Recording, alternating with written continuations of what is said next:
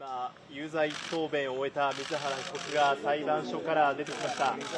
水原さんのお声を聞きたいっていうファンの皆さん。You saw earlier this morning, the defendant in this case, Mr. Mizuhara, went before a judge and admitted his guilt in this case.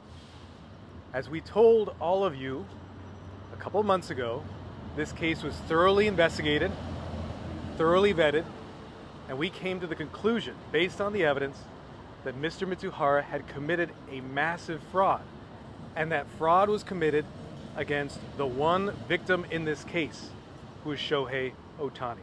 In fact, after we announced the charges, we only discovered more fraud in this case. We discovered Mr. Mizuhara had victimized Mr. Ohtani to the extent that he wouldn't even pay for dental fees. He stole money from Mr. Ohtani to pay for his own dental expenses.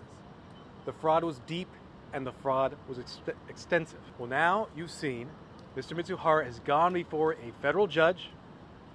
He's stated under oath that he was fully responsible for this fraud. He's accepted his responsibility.